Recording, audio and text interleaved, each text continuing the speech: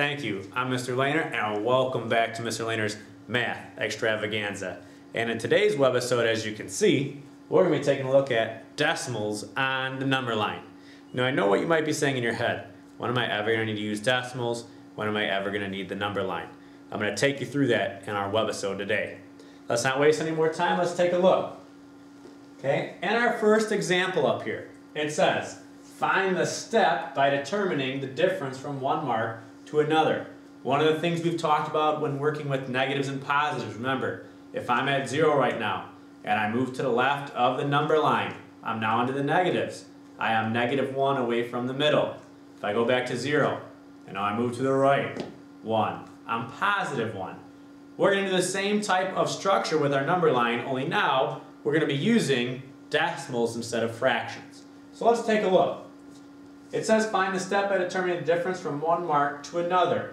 At this dash here on our number line, I see 0.12. Well, how do I say that again? If it's 0.12, that's 12 hundredths. And I also see 0.15. That's 15 hundredths if I remember back to our place value. So each space in between is going by hundredths. That's important when determining the step in between each one. Well, I could then take a look at my example here. And I would notice that, well, if this is 0.12 hundredths, this could be 13 hundredths, 14 hundredths, and 15 hundredths. So I'm just going to go ahead and write that in. 0.13 and 0.14, because each dash going across is going by a hundredth. So 12 hundredths, 13 hundredths, 14 hundredths, 15 hundredths. Let's take a look at a different one here. Yeah, I like how that pops up too. We're going to go to this side of the map over here. And now I have 0.021 and 0.024. So when I look at these, I notice I have 3 numbers after the decimal. So this 21 stands for 21 thousandths. It's a different measurement than when you're measuring with hundredths up there. So 0.021 thousandths, and I have 0.024 or 24 thousandths. Again, I can find my step going in between the two. This one down here would be 0.022, which is 22 thousandths, and 0.023, which would be 21 thousandths. Again, if you're trying to measure out very specific details, say like for flooring, or if you're a carpenter working with that, there's a real life situation where you're using these specific measurements. Again, if I was trying to put carpet on the floor or in a bedroom, I need to make sure that I have enough carpet to put down on the floor. Or if I'm measuring something exactly, I might need to use hundredths, I might need to use tenths or thousandths. So these are things you do see in life that you're going to be looking at. Let's take a look at your example. Again, go ahead and grab out that paper, take out that pencil, and what I would like you to do is to take a look at your problem up here. You are going to find the step by determining the difference from one mark to another on these two number lines.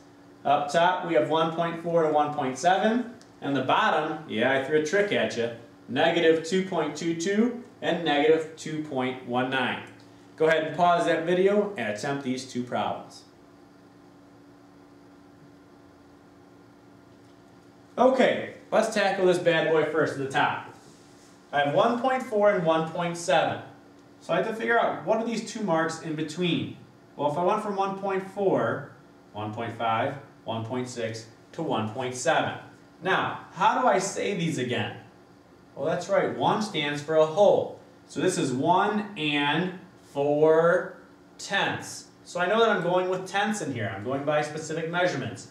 So if this is 1 and 4 tenths, this must be 1 and 5 tenths. This is 1 and 6 tenths. And that would be 1 and 7 tenths. Again, knowing my place value helps me determine how far these measurements are from one another. Let's take a look at the bottom. I try to trick you with some negatives down here. -2.22 and -2.19. Now you may have noticed something different. These numbers were kind of getting bigger going to the right, and 4 increased to 5 tenths to 6 tenths to 7 tenths. Well, going this way, they started to go down. You got it. Remember, when you're going on the negative side closer to 0, your numbers are going to be going back towards 0, counting down. So let's take a look. Negative 2.22 would be negative 2. The next number would be negative 2 and 21, oh yeah, thousandths. Nope, you're right. It's 21 hundredths. See if I could trick you on that one. So this is 2 and 21 hundredths. Let's take a look at the next one here. This one would then be negative 2 and 20 hundredths, and then finally negative 2 and 19 hundredths. Again, whatever digits in the last spot is how I'm going to say these decimals. Remember, when you're on the right side of the decimal, tenths, hundreds, thousandths, 10 thousandths. Anything to the left of the decimal starts to go with wholes, with 1, tenths, hundredths. So when you're working with these, I would refer back to that place value chart. Again, these are just a couple examples of how to use this on a number line.